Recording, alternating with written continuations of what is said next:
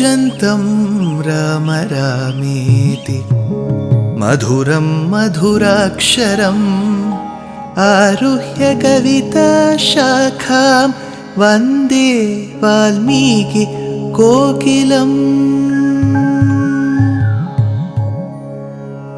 रामाय रामभद्राय रामचन्द्राय वेधसे रघुनाथाय नाथाय सीताया पतये नमः।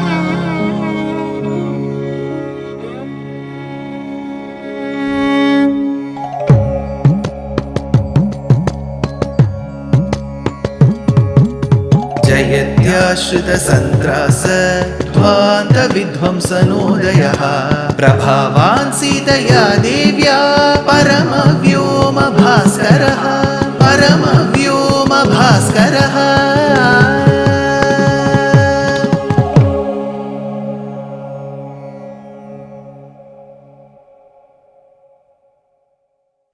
श्रीमते निगमान्त महादेशिकाय नमः। बालकांडम, अयोध्याकांडम, two important cantos in our understanding and appreciating of the Srimad Ramayana, talks about the circumstances that led to Rama's birth, then Rama's birth, Rama's childhood, boyhood, his marriage to the unparalleled Sita Devi, their stay in Ayodhya, later their sojourn to the forests, during their exile their meeting up with Guha, Bharadwaja, Atri Anasuya, followed by the Paduka Pattabhishekam, later they receiving the blessings of Maharishis such as Sutikshna, Sharabhanga, Valmiki. In this list, Rama comes across one of the greatest sages, Maharishis, whom we all revere in Sanatana Dharma. His name is Agastya Maharishi. His wife is Lopamudra. Interestingly, Sita Devi, in her verses where she invokes married women whom she looked up to, in Sundarakandam, she invokes Agastya's wife Lopamudra. Agastya was, of course, a Maharishi with high austerities, effulgence, and much more. But he was one of the shortest Maharishis known in Sanatana Dharma. Why? The reasons could be different. But what goes beyond this, or probably that we need to understand from Agastya, is the stature of a person, the height of a person, the personality, overall personality, the weight, height, does not determine the greatness of an individual. Sanatana Dharma is very clear about that. The Rishi was very short, but even today, in Kali Yuga, in 2023, both I am talking and you are listening. That is the greatness of that Maharishi. That said, Agastya Maharishi is said to have lived in the northern part of India, and as one of the Sthala Puranas say, that during Shiva and Parvati's marriage in Himalaya Parvatam, when all the dignitaries had arrived, it seems that the north part of India had to bear the brunt or the burden of so many people. So to balance it out, it is said that Mahadeva sent Agastya Maharishi to the south of India. Another Sthala Purana tells that the Vindhya Parvatam, which is found in the middle part of Bharata Desham, was growing. So, to stop the Vindhya Parvatam from growing, you may ask, how can a mountain grow and why should he stop the mountain from growing? Simple. Today, our climatic conditions are largely the effect of our coast, the land, and the mountains. So, mountain ranges determine the impact of precipitation, heat, cold in the land region. So, probably to arrest the growth of Vindhya Parvatam, Agastya Maharshi was sent. And during his journey to the south of India, his Thala Purana is described in brief in Srimad Ramayanam. That is when we come across a Vatapi and Ilvala, two demons who had this unique habit of killing and tearing open the bodies, the tummies of Maharishis and consuming their flesh, human flesh. They were doing it to many other Maharishis in the past, and they wanted to test the same technique with Agastya Maharshi. Agastya, who was cognizant that the flesh balls served to him were that of human, of that of Vatapi, he is said to have brought an end to this tyranny, to this malpractice, to this barbaric practice practiced by Ilvala and Vatapi. The shloka goes thus: Ihaikada kila kruro Vatapirapi chelvalaha Bhrataro sahita vastam Brāmhanas mahasurau. So, that is when he was served, and Agastya Tata Sampannam iti uktva Dattva hastevane janam Tata Sampannam iti uktva. Tata Sampannam, which means Vatapi Jirnovava. It has been consumed. Whatever you have given me, I have graciously accepted it. Thereby, he had to fight Vatapi and Ilvala. Now, I had asked a question at the end of the previous episode. Where Brāmhanas in the past, during the times of our Itihasas, especially Ramayana and Sri Mahabharata, were they consuming flesh, meat? Yes. Brāmhanas at one point in time were consuming flesh. There is no denial about it. I am sure some of you will be startled.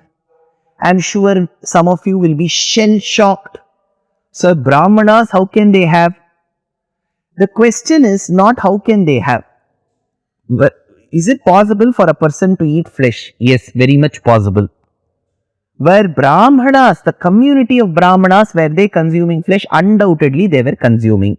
Is there evidence to it? There is overwhelming evidence in our Itihasas and Puranas. One Rishi consuming the flesh of a shasha, of a hare.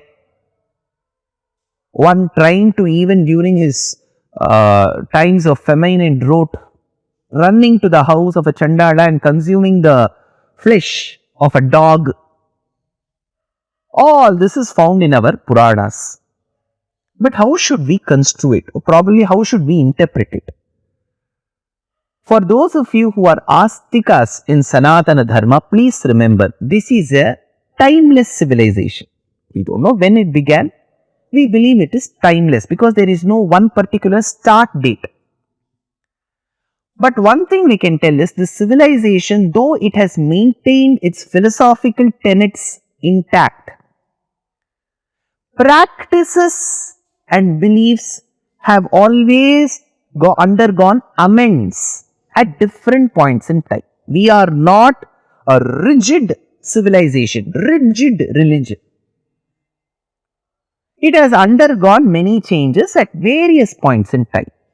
So, Brāmhanas were consuming flesh, but later some research scholars opine that this particular incident where Agastya consumed the flesh balls of Vatapi and then said Vatapi Jirno Bhava was a pioneer in then advising the community, because he was very well respected in amongst the sages and the Brāhmanas. He advised the community, from now on, the profession which we have chosen, which is to learn the Vedas, the Vedanta, understand, internalize and teach that to Sishyas, this particular profession doesn't demand us to consume flesh. Because flesh will give you more energy. We don't need so much of energy. One.